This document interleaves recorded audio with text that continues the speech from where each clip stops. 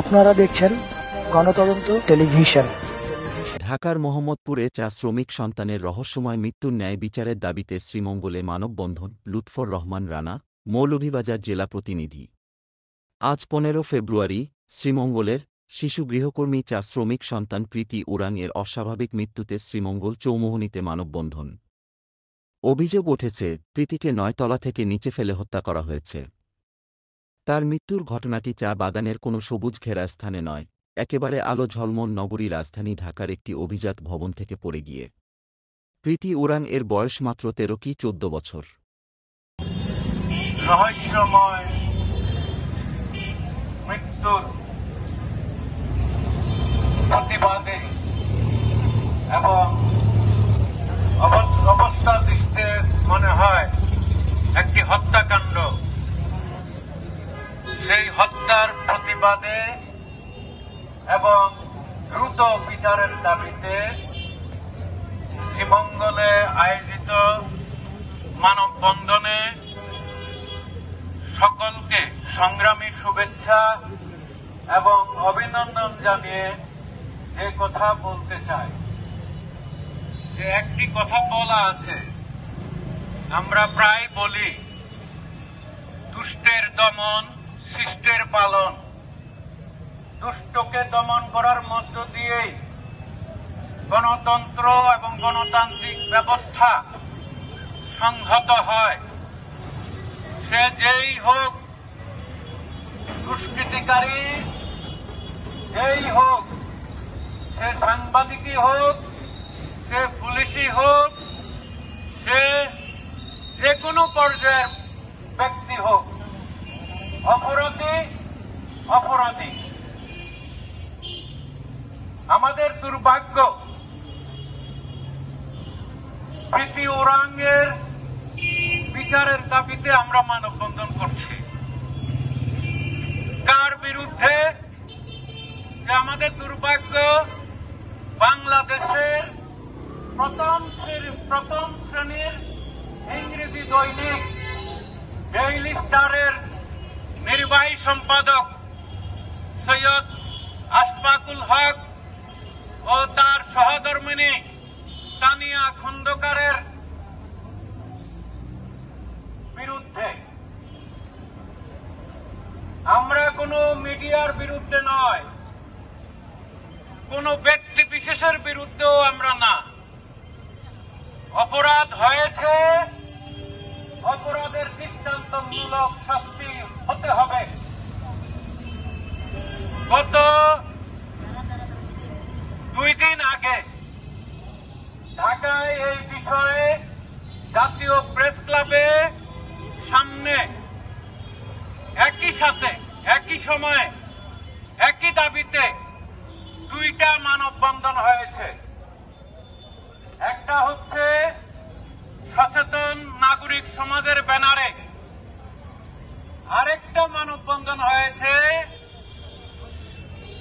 ওইটার নেতা আমাদের দলের সাথে যুক্ত, শ্রমিক আন্দোলনের যুক্ত জাতীয় শ্রমিক ফেডারেশনের নেতা এবং গৃহকর্মী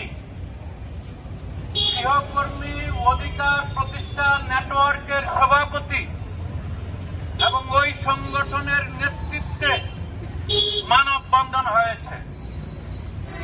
ওই মানববন্ধনে প্রীতি উরাংয়ের বোন কবিতা উরাং এবং তার মা কবিতা উরাং বক্তব্য দিয়েছে।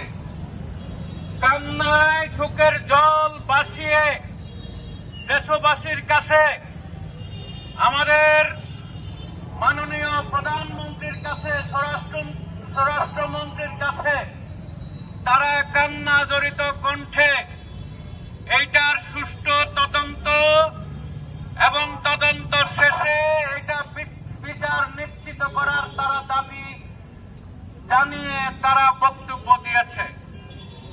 এবং ওখানে এক করুণ হৃদয় বিদারক এক পরিস্থিতি তৈরি হয়েছে তাদের এই বক্তব্যের মধ্য দিয়ে।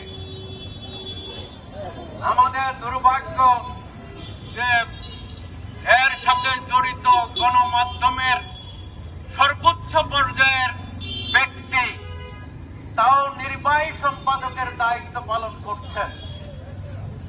একটা গণমাধ্যম বা সাংবাদিকতাকে আমরা বলি ব্রত,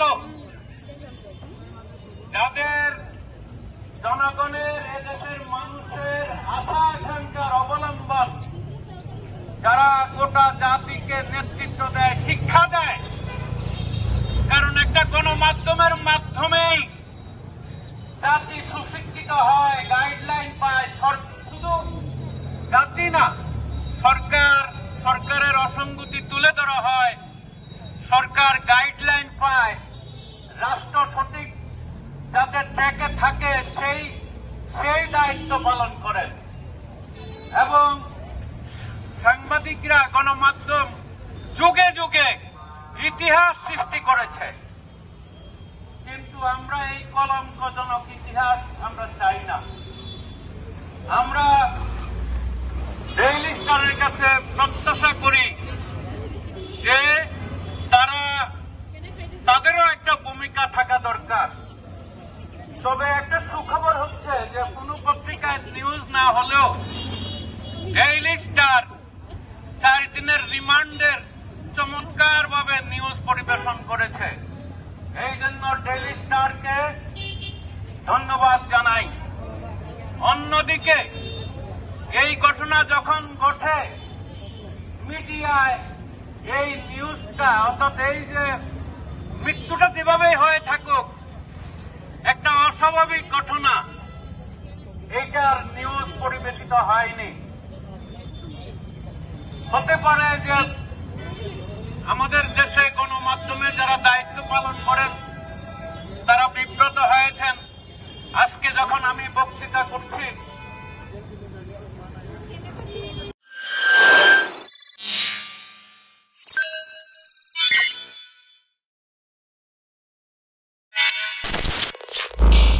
আপনারা দেখছেন গণতদন্ত টেলিভিশন।